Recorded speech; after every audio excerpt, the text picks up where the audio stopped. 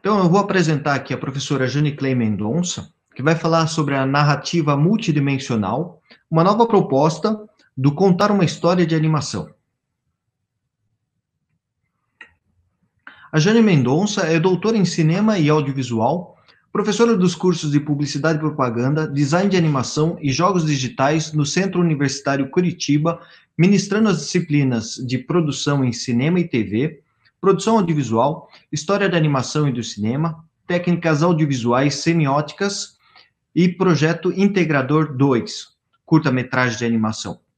Ela é sócia do Caolin Filmes desde 2018, atuando como diretora, montadora e diretora de fotografia. Ela é pesquisadora das temáticas narrativa seriada, direção cinematográfica, montagem cinematográfica, semiótica e narrativa do fantástico. Hoje ela vai falar para a gente sobre a narrativa multidimensional, uma nova proposta de contar uma história em animação. Contar histórias seriadas pressupõe organizar os enredos em episódios que compõem o universo da série, em especial nas séries de animação. Esses enredos devem ser contados entre 7 a 10 minutos, o que, por sua vez, determina uma abordagem objetiva das tramas. O modo de contar essas tramas, contudo, tem evoluído para narrativas multifacetadas, hiper e intertextuais, ou multidimensionais. Então, eu chamo a Jane Clay Mendonça. Oi, Jane. Olá, tudo bem, Marcelo? Tá me ouvindo bem? Estamos ouvindo super bem. Legal.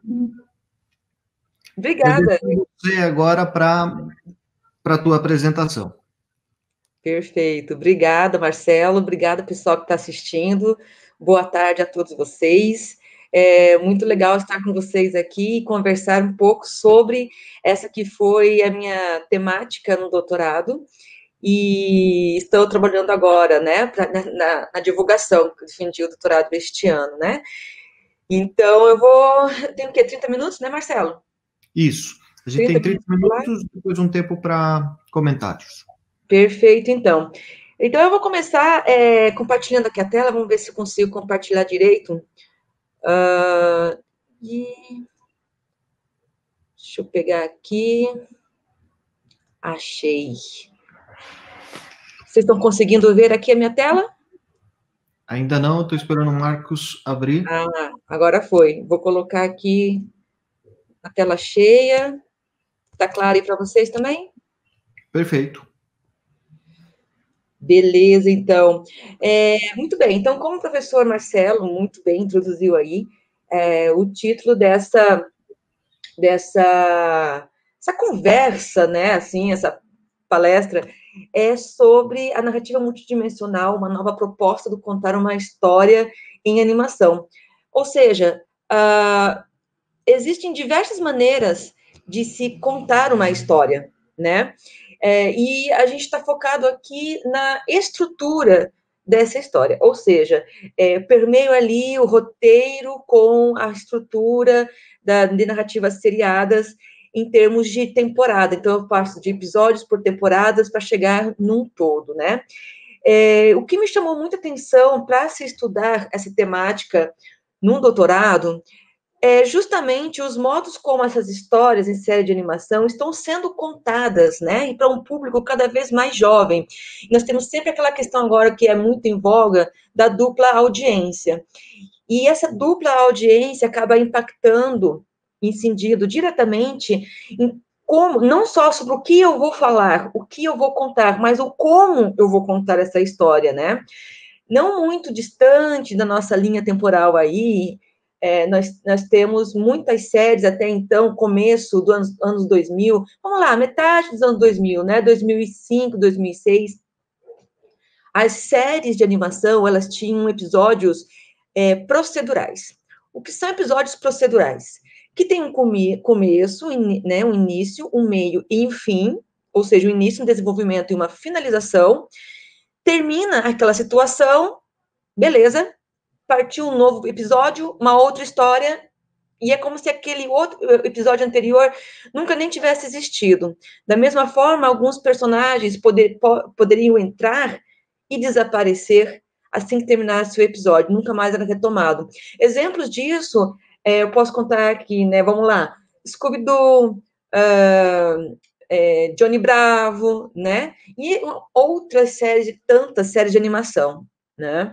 Então, nós tínhamos, por consequência, essas histórias que eram nucleares, né? Estavam muito focadas naquele ponto ali da história a ser contada num episódio e terminava, e só quem seguia para o próximo capítulo, o próximo episódio, era aquele núcleo de personagens estabelecidos, né?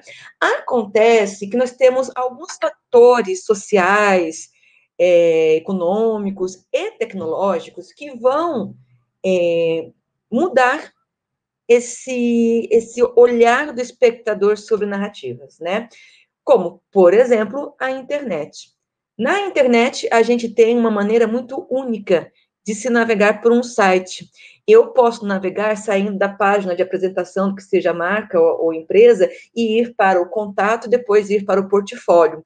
Uma outra pessoa pode iniciar pelo portfólio, ir para o que se trata a empresa e terminar com o contato, e assim por diante. Então, essa liberdade, principalmente nas redes sociais, né, que estão dentro da internet, proporcionou uma nova forma de leitura e ela vai se expandindo, né? Ela vai se reverberando, ecoando, né? Para outras narrativas. E uma delas é a narrativa seriada, né? Muito bem. E isso em animação. Então, como eu falei para vocês, estudar narrativa foi meu objeto de pesquisa no doutorado, em específico na série Adventure Time, ou Hora de Aventura, tá?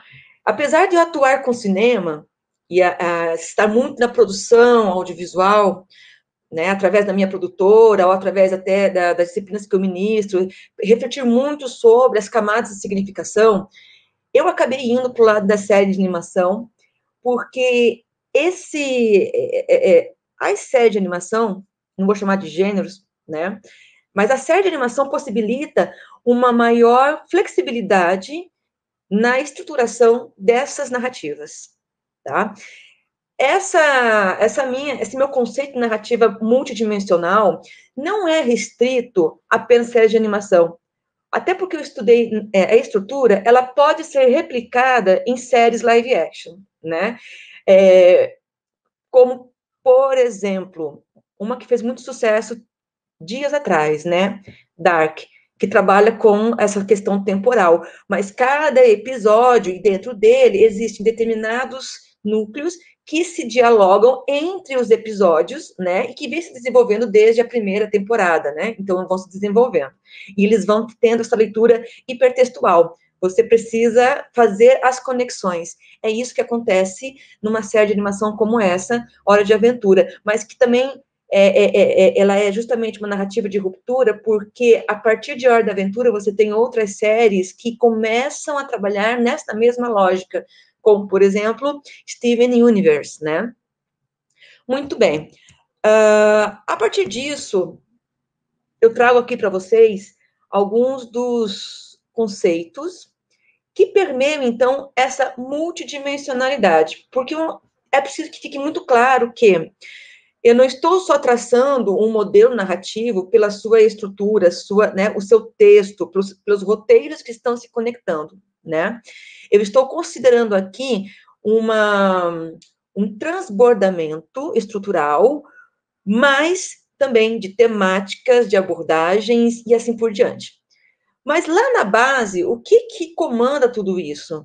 O intertexto e o rizoma como principais, e o hipertexto e a sinapse como conceitos de apoio para que essas duas primeiras aqui se realizem, tá?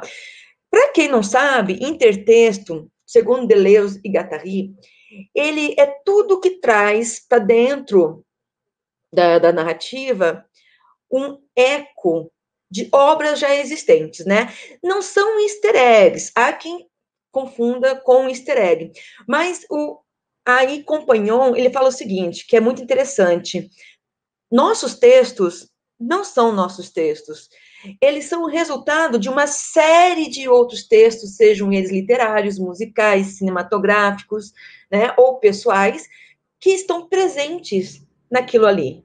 Tá? Então, existem diversos tipos de citação. E o intertexto é isso, é você se utilizar de referências e trazer para a sua obra, fazendo citação, ou seja, fazendo referência, seja ela imagética, seja ela de uma maneira mais simbólica, seja ela de uma maneira formal, como uma propaganda, um filme publicitário que imita a montagem de um filme no cinema, né? Então, existem várias maneiras de se produzir, então, esse intertexto. E intertexto aqui, eu pego esse trecho, né, Deleuze e Guattari, e Gerard Janet também fala isso, e eu trago para dentro desse entendimento de que é um texto que está sendo construído através de outros textos. E quando você lê, você consegue remeter aquelas referências, né? O segundo contexto que eu trago aqui para vocês é o rizoma. O que é o rizoma? Assim como vocês estão vendo aqui nessa imagem, rizoma se diferencia de raiz porque o rizoma não tem um único caule, um tronco, como uma árvore, né? Você tem fora da terra o tronco e por baixo da terra você tem essa raiz saindo do tronco. O rizoma não tem esse tronco único, podendo sair dele, como vocês estão vendo aqui, ó, quatro caules, vamos chamar assim, né? Então, o rizoma é algo mais esprairado, ele se desenvolve mais, como a raiz de uma grama. Vocês já pegaram, fizeram a experiência de arrancar uma parte da grama por baixo da terra, elas estão conectadas, né? Você tira uma e ele vai trazendo todas que estão próximas ali, né? Estão conectadas por essa raiz. Isso é o rizoma. Essa aqui é a representação do rizoma, segundo Deleuze e Guattari. Tá? Percebam que de um filamento vão surgindo outros filamentos. A narrativa vai se desdobrando, a raiz vai se desdobrando, né? E aí tem algo muito interessante que Deleuze e Guattari falam, que é o seguinte: essa natureza rizomática não fica apenas nas raízes dos vegetais, né? Mas os caminhos de rato por baixo da terra ou das topeiras também são rizomáticas, porque eles se desdobram, como nessa figura que vocês estão vendo aqui, que são duas topeiras, né? Percebam que você tem uma estrutura oca por onde esses animais caminham. Essas estruturas se conectam embaixo da terra, formando essa estrutura, então, interconectada, em que os elementos podem caminhar, vamos chamar assim, né? Se diluir. Muito bem.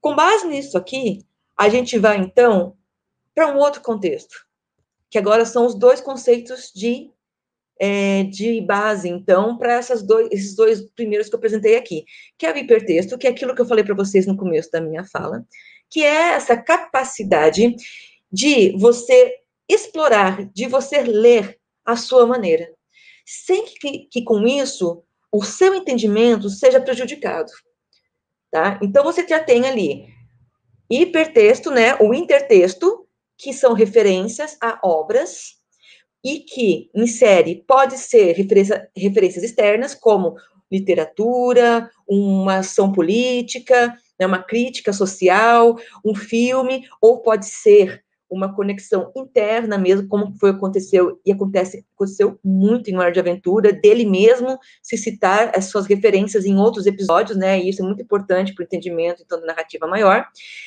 E o rizoma, por como que esses textos, eles se conectam, onde eles se conectam, e o hipertexto é a maneira de que eu posso pegar as 10 temporadas da série e assistir cada um dos episódios, eu entendo o que está acontecendo em cada um daqueles episódios, sem precisar ter assistido o anterior. Porque em algum momento, essas conexões, elas são tão sutis, ou elas são emaranhadas de uma tal maneira que você nem percebe. Depois você vai assistindo e você vai entendendo um contexto maior, aquele outro arco que está acontecendo ali, né? Então, esse hipertexto é algo muito importante dentro dessa narrativa seriada também. E, por fim, eu trago, então, o conceito de sinapse, né, de Joanne Elizabeth. Por que sinapse? Porque, ao estudar a narrativa, essa narrativa multidimensional, eu me liguei no seguinte: os episódios, eles não são estanques.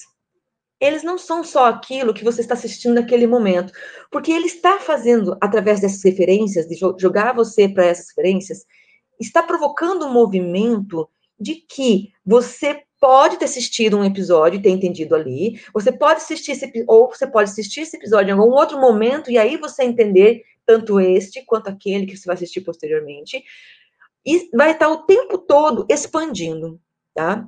Logo, essa narrativa multidimensional, ela tem por característica essa organicidade, esse diálogo constante entre esses episódios, tá? Porque você pode voltar o tempo todo e acessar de maneiras de ordem diferente, você pode assistir ela na ordem crescente, na ordem de lançamento, né? Ou você pode assistir assim que lança, ou assim como você pode assistir anos depois, né? Voltar, reassistir, ele vai estar sempre dialogando. Então, mas ele foi criado, lançado, parou. Não, porque ele está sempre ressignificando esses sentidos. Está te oferecendo sempre essa possibilidade de você entender ele como único e ele enquanto membro de uma rede. Tá? Muito bem. Posto isto, então, eu chego num protótipo do que eu considero a estrutura de um episódio. E aqui eu estou falando, eu fiz em Hora de Aventura, mas se vocês pegarem e refletirem sobre qualquer episódio de qualquer série, vocês vão entender o seguinte: cada episódio não é apenas um texto sonoro e visual. Ele é a tessitura de diversos fios. Que fios são esses? É a cultura, é o olhar do diretor, é o olhar do produtor, é o animador que está envolvido. Por quê? Porque envolve também a direção de arte. São as cores que você utiliza para se comunicar. É a trilha sonora, é a trilha musical, é a semiótica impregnada ali, né? A construção dos sentidos, é a temática que você está trazendo, é o público-alvo com o qual você pretende conversar, né? Então, cada um desses fios é um aspecto que juntos formam esse episódio. Portanto, a minha visão aqui de um episódio audiovisual é esse nódulo que é formado por esses diferentes fios, essa tessitura que é formada, que forma, então, esse episódio. Só que, até por se tratar de uma série narrativa, esse nódulo não está sozinho. Ele ele desliza, ele ecoa, ele vai deslizar no sentido de criar um outro nódulo. Logo, quando eu falo em hipertexto, esses fios aqui é o que eu chamo de hiperlinks, porque eles saem do episódio, tecem o episódio seguinte, saem desse episódio e vão para outros episódios, tá? Então, isso é o que, na minha visão, configura essa ligação, né, do hiperlink de um episódio no outro. Um episódio, como sempre lembrando, por se tratar de um organismo, ele está o tempo todo dialogando conosco e dialogando entre si. E ele desliza, ele se ramifica, né? Então, os hiperlinks estariam aqui formando esse que seria o núcleo de um episódio. A partir disso daqui, eu olhei para, então, o conceito de Deleuze e Guattari sobre os caminhos de rato e verifiquei o seguinte: essa estrutura aqui é algo que está muito presente na estrutura seriada. Lembra dos caminhos das topeiras? Então, aqui é o caminho traçado para essa narrativa seriada. Então, você tem aqui esse espaço de convergência, né? Como a gente pode verificar aqui, né, nessa figura aqui, ó, você tem um espaço de convergência, né? E você tem esses caminhos aqui, assim como nessa narrativa, né, naquela figura do caminho de rato ou das toupeiras, né?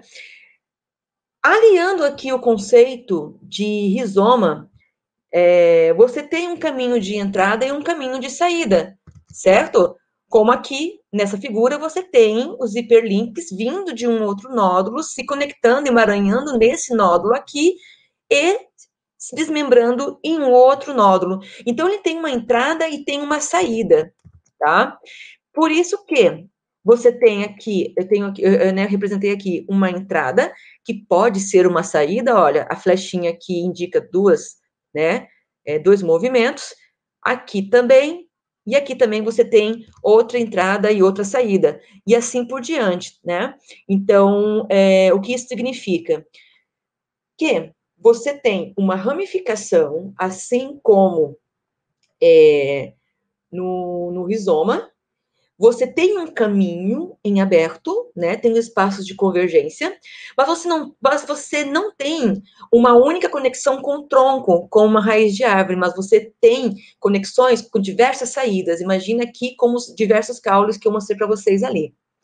Então, na próxima figura, vocês conseguem ver agora a junção desses dois conceitos, tá? Você tem o nódulo, né? Você tem os hiperlinks que caminham por esses espaços vazios. E em cada espaço de convergência, vocês têm um nódulo sendo feito. Agora, vejam bem, nem toda narrativa se desenvolve criando um episódio ou uma trama num espaço de convergência. Você tem as ligações entre esses nódulos, né? Você tem, um episódio ou um nódulo que se ramifica em outros três, ou seja, tem algum ponto de contato, alguma coisa acontece que ele continua, né? Um episódio pode ter uma continuidade em três outros, ou gerar portas para três outros episódios, né? Você tem um episódio que pode se ramificar, né? Em outros dois. Então, esse aqui é basicamente um movimento por onde, né, essa narrativa, essas histórias vão ocorrer, vão se ligar, tá? Agora, mas como que acontece isso, né? Como que um episódio não está ligado diretamente no outro, está ligado indiretamente? Porque no decorrer da minha análise, eu observei que existem pontos de contato que não são realizados diretamente naquele episódio, mas estão inseridos quase que como um terceiro plano ainda de uma narrativa e que vai se desenvolver.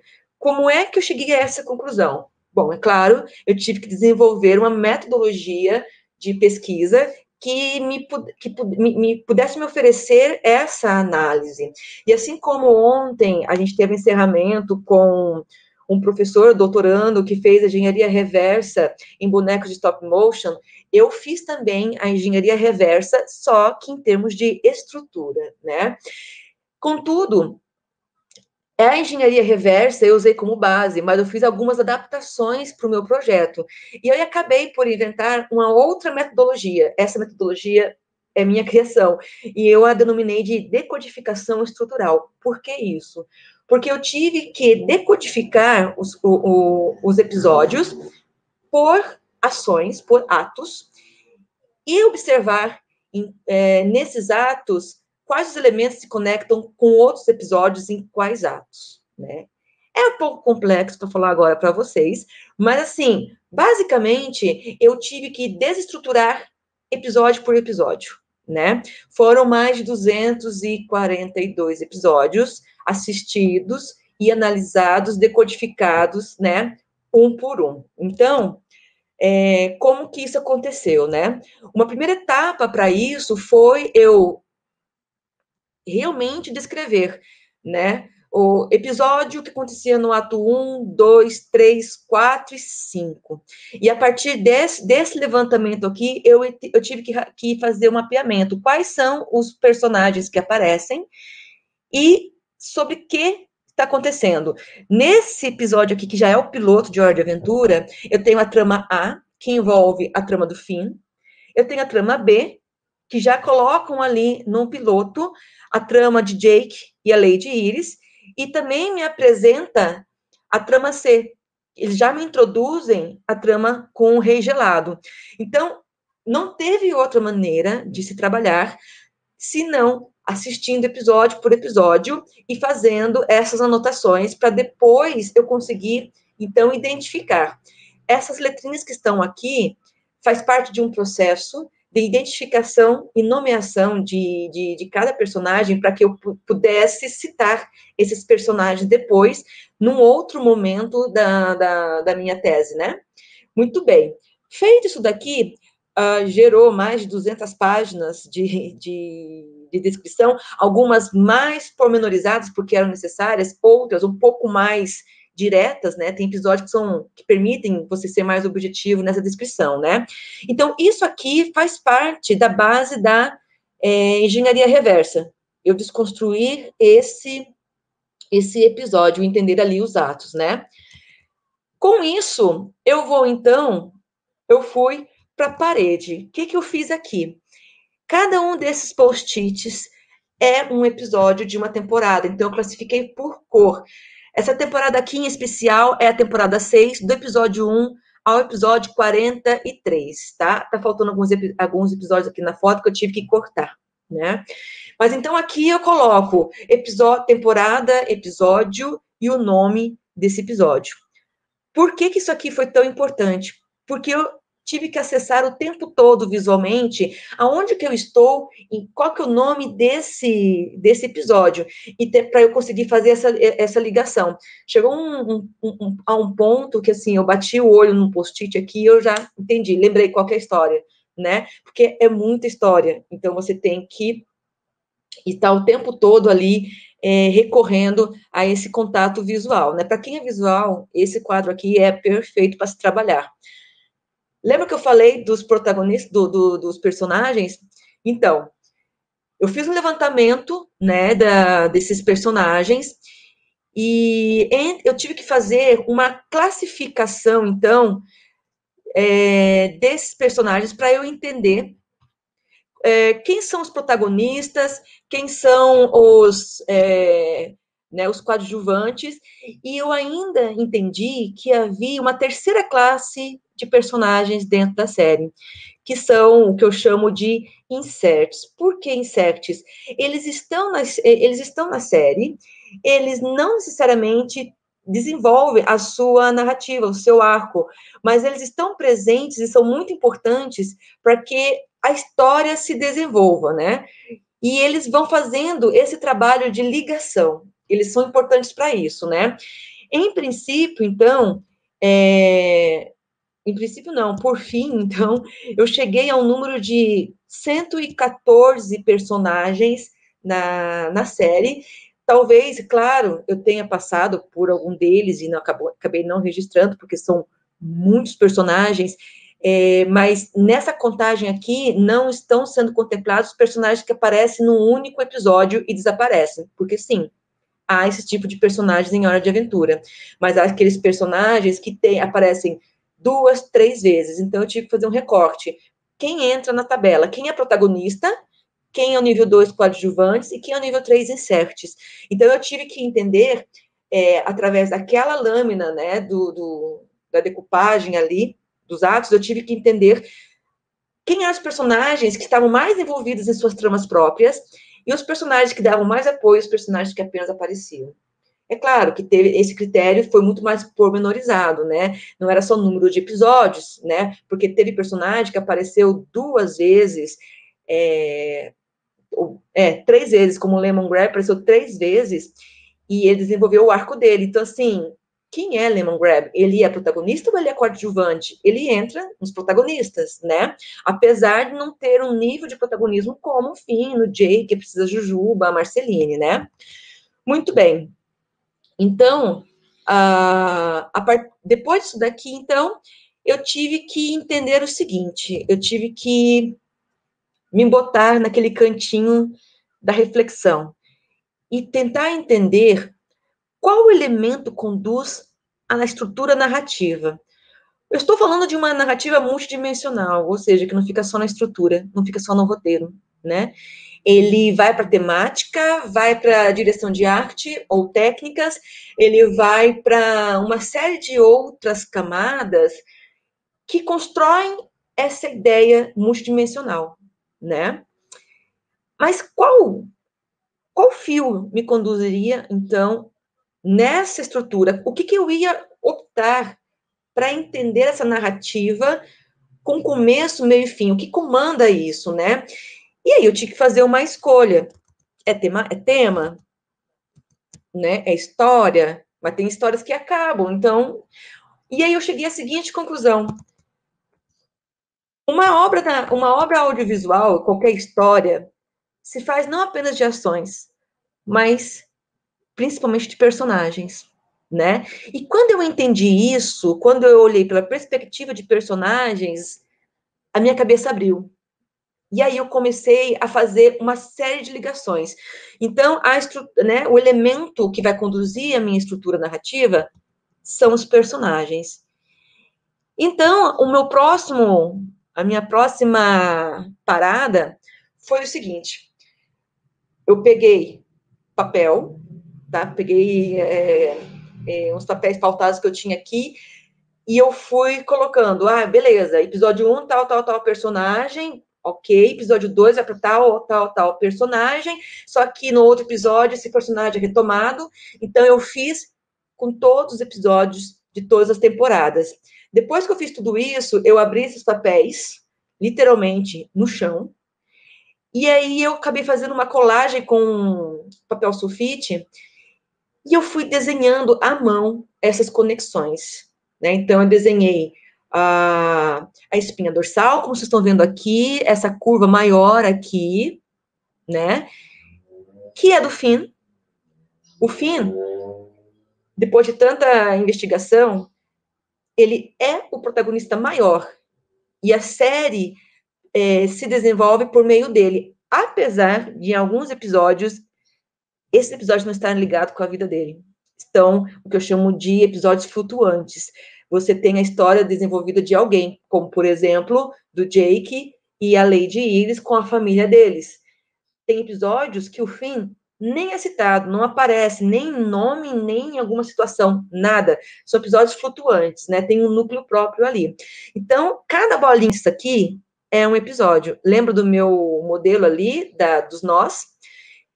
E das conexões, né? Os hiperlinks. Então, eu fui montando, né? Eu criei a espinha dorsal aqui do Finn e orbitando por essa linha, essa espinha dorsal, estão os episódios. E cada conexão aqui criada é de um personagem. Quando o personagem está ligado ao Finn e algum outro personagem passa para um outro episódio. E assim, eu entendi também, né, que, tem episódios com muitas ligações, tá? E olha isso aqui, ele tem muita ligação. Esse aqui também, tem pelo menos, 1, 2, 3, 4, 5, 6, 7, 8, 9, 10, 11, 12 ligações aqui. São personagens que se convergem aqui, que vão para outros episódios, né?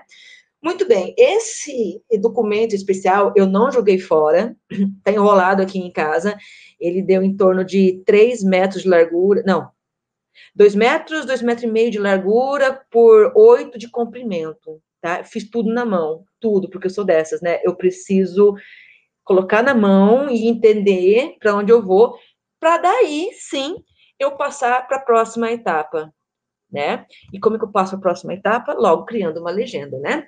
Então, o que eu fiz aqui? Temporada 1, 2, 3, 4, 5, 6, né? E eu vou entendendo o personagem, né? Vou entendendo os personagens, colocando aqui. E aí eu tive que recorrer a cores. Por mais arriscado que seja, né? Tipo, mas tem um azul aqui que quase não se diferencia desse azul, né? Eles têm uma diferença entre eles, tá? Talvez o monitor a gente não consiga entender direito, tá bom? Mas existe uma diferença aqui. Eu tive esse cuidado de entender como eu conseguiria distinguir. Então, os amarelos não são totalmente iguais, né? Nem os verdes, nem os azuis, né? E cada um, assim, temporada 1, episódio 0, quem aparece? Finn, né? Jake. E assim, quando aparece pela primeira vez a Marceline, na primeira temporada, no episódio 12, né? Então eu consigo identificar a Marceline por cor.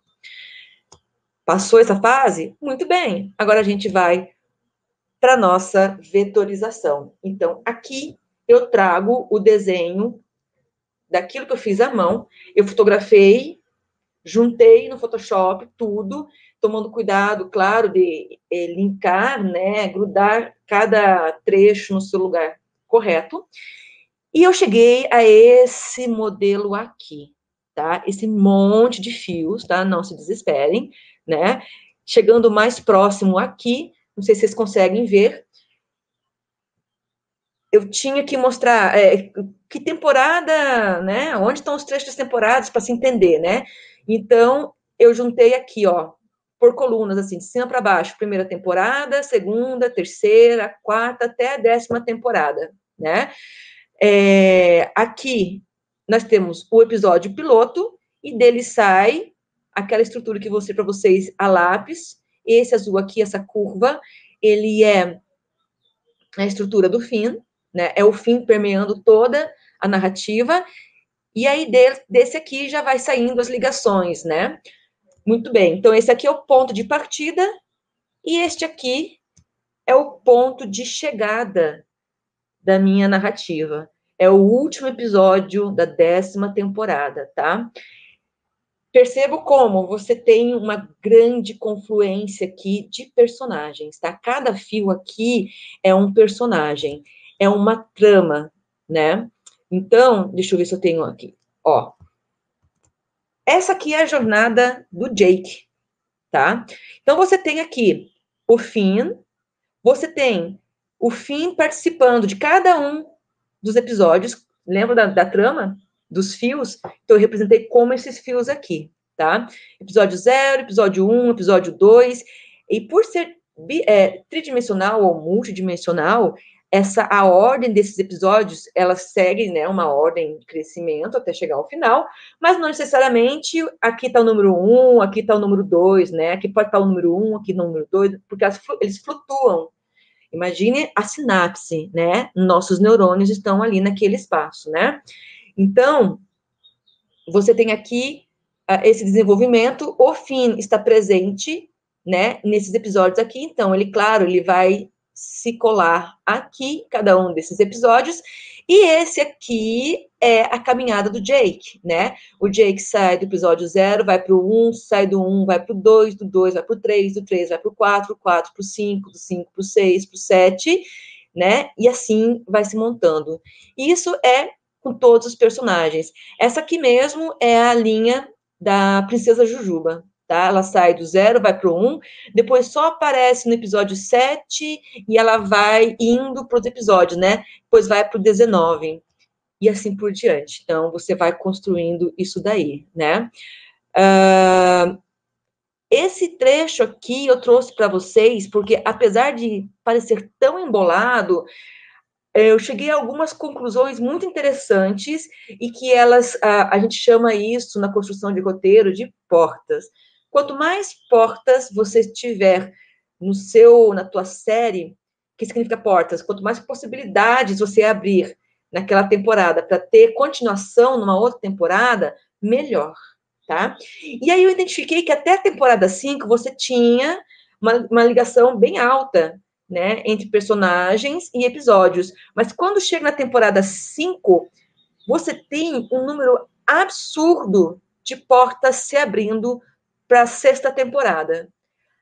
Aumenta muito, muito, muito mesmo, tá? Principalmente se vocês olharem aqui, ó, nesse emaranhado aqui. Aparecem muitos personagens, muitos. E esses personagens vão ser melhor desenvolvidos no próximo. Ou tem muitos personagens aqui que vêm já em outras temporadas, e aí eles são alavancados para o restante das temporadas, né? E acho que eu falei bastante já, né? Quero deixar aqui meus contatos para quem se interessar, gente. Espero que vocês tenham. Acho que estou no tempo, né? Ou já passei, não sei. Então, apesar de ser esse emaranhado todo aqui, né, que eu mostrei para vocês, o que isso traz para a área da animação?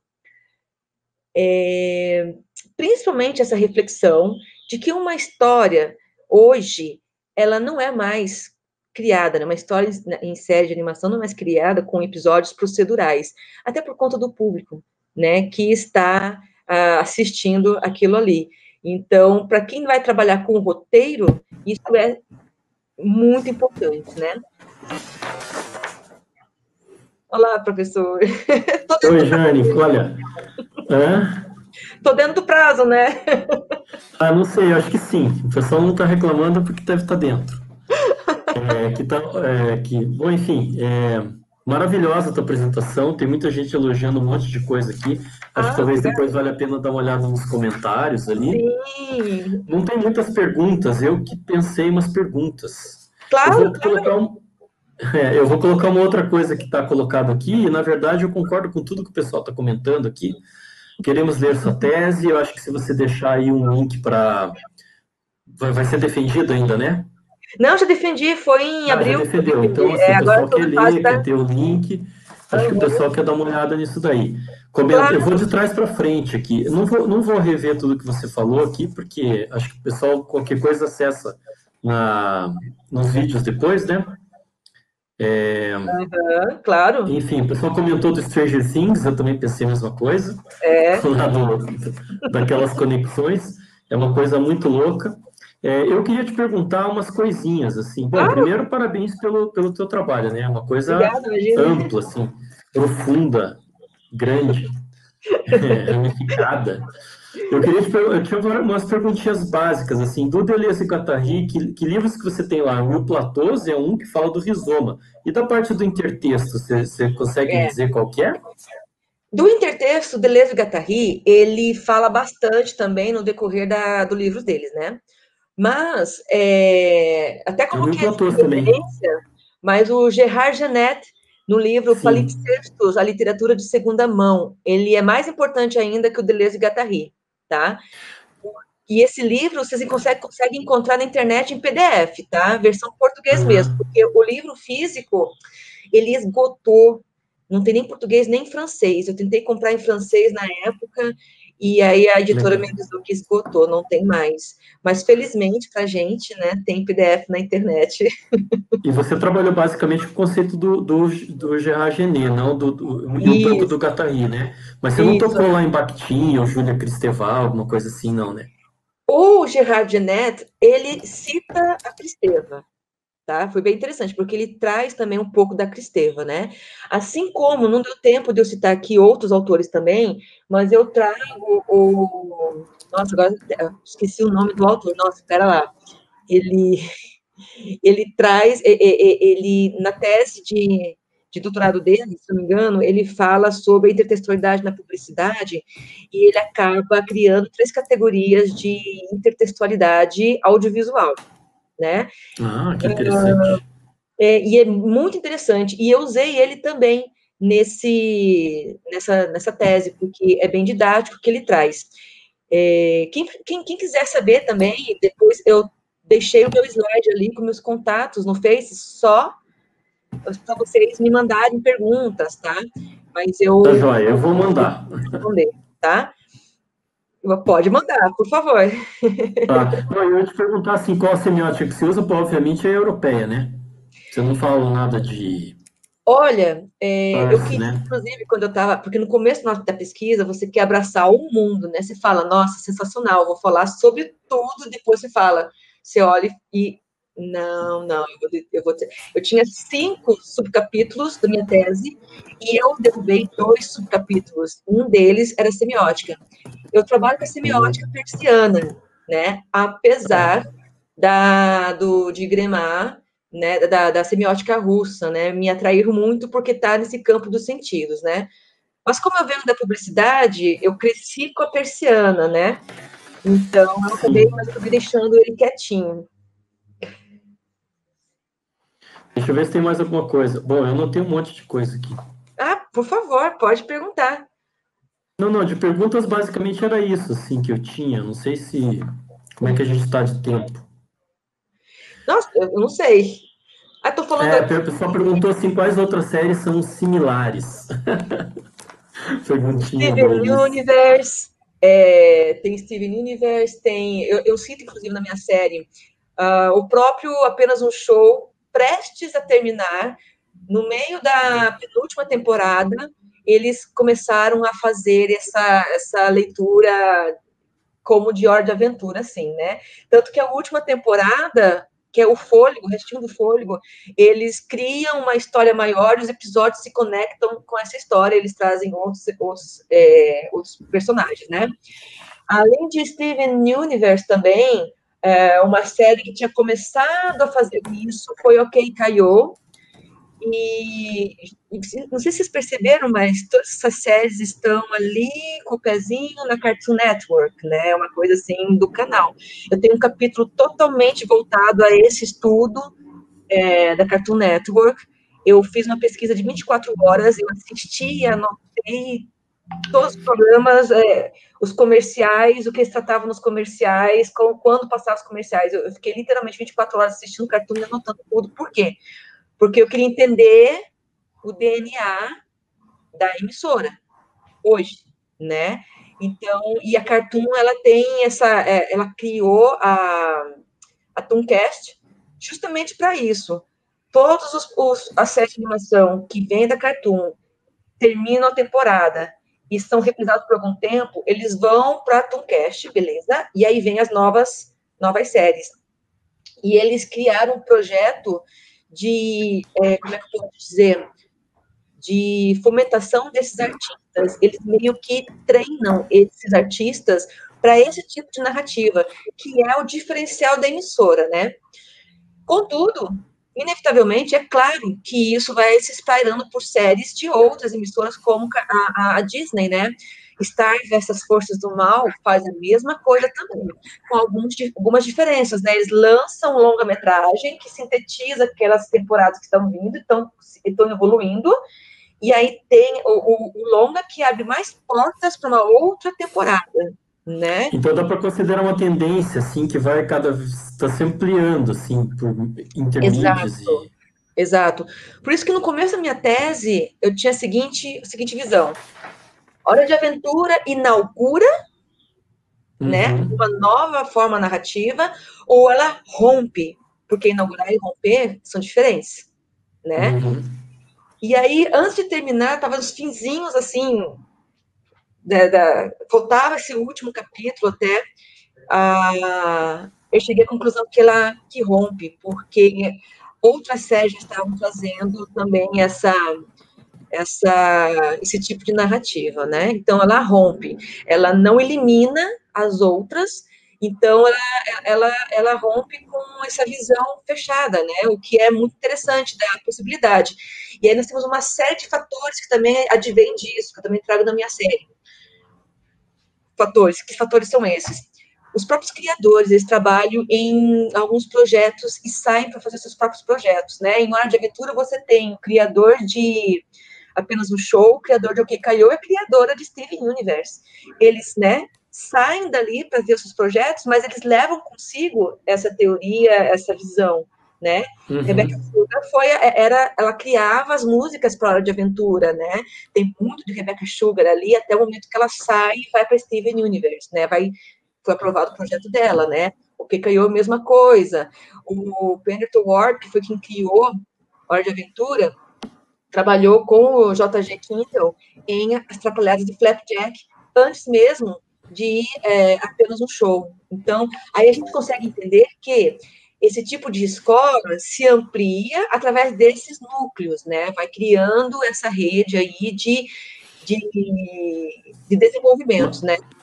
Mas aí você já não está mais só nos personagens, né? Você já está falando dos criadores e dos roteiristas e tal, né? E, inclusive, do próprio canal, porque assim... isso que eu ia perguntar, desculpa, só tem uma pergunta assim, se essa é uma narrativa, essa forma de narrativa é uma estratégia para segurar público. Com certeza, com certeza. Certeza. Eu até falei no meio da minha apresentação aqui a questão da dupla audiência, né? O que é dupla audiência? Você tem uma história, como Hora de Aventura, vamos lá, E ela encanta, né? Apesar que ela tem uma classificação indicativa a partir de 12 anos, né? Menores não podem assistir, teoricamente, né? Mais um gancho. Né? Não pode assistir. Mas qual é a criança que não é atraída pelas cores, pelo traço, né? Pelo Jake, pela personalidade do Jake, né? Quem é criança que não sonha em ser herói como fim, né? Aquelas cores vibrantes, aqueles traços, né? Aquela macarrônico que a gente chama, né? Flexível. Só que aí, né? Você tem as crianças, um público ali que são atraídas por isso e pode não entender nada que está sendo tratado ali. Porém, você tem as temáticas desenvolvidas, você tem uma abordagem metafórica muito presente. E quem que vai entender isso? O pessoal mais velho, né? Talvez as crianças no Brasil não entendam que aquele personagem, o Rei de Marte, seja um presidente dos Estados Unidos, Abraham Lincoln, né? Abraham Lincoln. Então, quem entende disso? E a gente começa a falar de cultura. Eu venho de um contexto, de uma cultura, então eu entendo quem é aquele personagem, fiz ligação. Só que o pessoal aqui do Brasil assiste aquilo ali e tá tudo certo. Para eles, aquilo ali é o Rei de Marte, e tá tudo certo, né? Então, e você vai entendendo que eles vão criando essas camadas. Tem um episódio extremamente lindo que eu super recomendo para quem não assistiu, que é um episódio em que o Bimo encontra a bolha. Eles estão falando ali de uma relação de amor, né, de companheirismo. É para mais que homoafetividade. Aquilo ali é uma visão libertadora do que sejam as relações humanas, né? No final do episódio, a bolha pede o Bimo em casamento. O Bimo aceita, só que o dia que vem estoura a bolha, dando spoiler já, né? Né? Mas tem um momento que o bolha vira ar. E ele fala que ele encontrou o lar dele, mas que agora não é para o Jake, o Bimo pensar que ele morreu, ele vai estar sempre com o Bimo, porque agora ele faz parte do mundo. E aí entra as questões de... Tem muito conceito do budismo ali, sabe? Que é trazido também. Não à toa, alguém falou aqui do Midnight Gospel. O criador de Midnight Gospel é o criador de Hora de Aventura, né? Então, você consegue identificar ali, não apenas direção de arte, mas todo esse trabalho que agora, para o diretor, o Pendleton Ward, ele está muito mais ligado com a experimental, porque o Pendleton Ward ele não era um artista, vou chamar aqui de comercial, por TV, ele estava no ramo do experimental. Tanto que a Cartoon colocou em xeque se ele conseguiria produzir Hora de Aventura, porque ele era muito experimental, ele era um autor de animações experimentais. E, gente, né, é louco, né? Eu tenho que fazer a função do chato aqui de cortar o tempo. Tá bom, né? Evidentemente, sim, o trabalho da Jane é fascinante, a gente vê pelos comentários, todos aqui somos apaixonados por tudo que você desenvolveu na tua metodologia. Só puxando aqui, eu não sei se você comentou há minutos atrás sobre um professor que fez um doutorado sobre intertexto, não é o Rogério Kovaleski? Ele mesmo. Suscitar o nome do nosso colega Rogério Kovaleski, que tem uma obra monumental de intertexto, que vale a pena dar uma olhada, tanto o trabalho do mestrado quanto o trabalho do doutorado dele. O pessoal tá bravo comigo aqui, comentando no chat. Não, deixa a Jane falar. Mas eu vou fazer uma sugestão, então, Marcelo. A gente pode marcar uma nos eventos lá que a gente tem. Sim, se a Jane topar, depois, durante o semestre, aí, nas quintas-feiras, umas 2 horas da tarde. Com toda essa empolgação, essa animação e essa quantidade imensa de informação que ela tem, ela é muito importante para a gente nas nossas rodas de animação. Roda de conversa, isso mesmo. Vou colocar aqui a tela. Desculpa. Vou deixar a Jane dar uma fala final para o fechamento, para se despedir, e na sequência a gente coloca a tela do QR Code para a lista de chamada, e na sequência eu chamo a Juliana Ganza para falar dela. Tá bom, então, obrigada pela oportunidade, obrigada por esse momento aqui de poder compartilhar. Eu começo oficialmente agora. É a primeira vez que eu falo da narrativa multidimensional depois da minha defesa, até porque eu fiz uma fala no evento com vocês, né, Marcelo? Não sei se está lembrado. E eu não pude abrir tudo porque eu não chegou ainda no final, né? Então, quero agradecer aqui os comentários. Nossa, realmente, valeu, obrigada, pessoal. Qualquer coisa, estou lá no Facebook, Jani, com I de índio, Mendonça, e também no Instagram com @Jani Mendonça, né? Por favor, me adicionem, pode me falar comigo, não tem problema não, tá? A gente vai colocar em banner e em lista ali no debate os teus contatos. Perfeito, então. Perfeito.